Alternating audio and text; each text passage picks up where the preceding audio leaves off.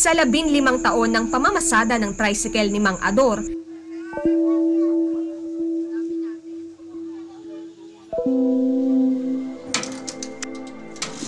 hindi niya akalain na malalagay sa alanganin ang kanyang buhay dahil sa isang kahindik-hindik na karanasan habang siya'y bumabiyahe isang gabi sa Daang Marinig.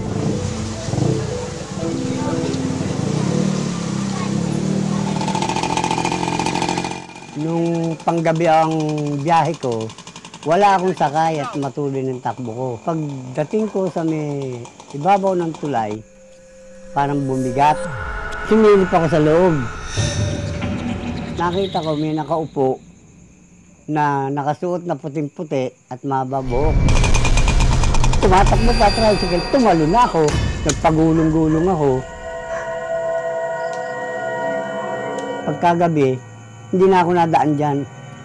Umiikot na ako sa butong. At natatakot nga ako eh. Lalo na pagka yung umaambon-ambon. Kahit sino, ang daming nakikita rin. Ganito rin di umano ang nangyari sa pinakahuling aksidenteng naganap dito.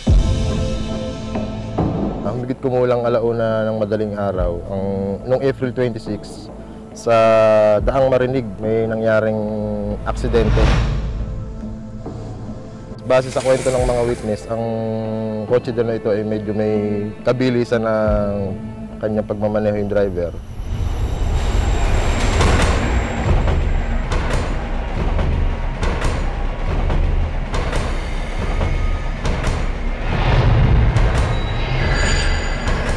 Bigla na lang sumampa sa gutter. May gutter kasi doon sa may tapat ng arko. At lumipad na siya. At doon bumagsak sa may left side ng daan. Dinala agad siya sa ospital ng mga first responder. Namatay din nung magabad ng 2:40 AM. Siguro dahil sa daming sugat sa katawan.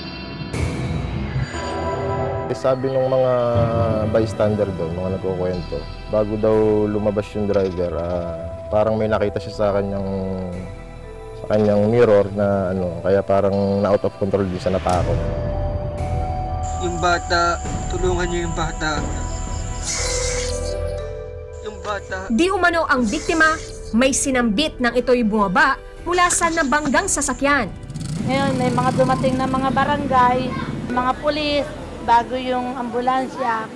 Isinakay siya sa ambulansya, ayaw siya sumakay dahil sabi niya, may sumakay daw sa kanyang bata, yun daw ang tulungan yung bata.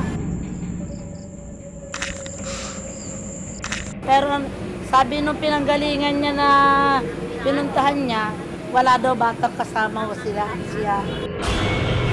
Wala naman siyang kasama ng time. Sabi kasi nung mga kasamahan, galing daw siya sa inuman. Yung time na yun. Ang misteryosong bata nga ba ang maaaring dahilan ng naturang aksidente? Human error pa rin. Kasi itong kasong hawak ko, intoxicate, lasing siya.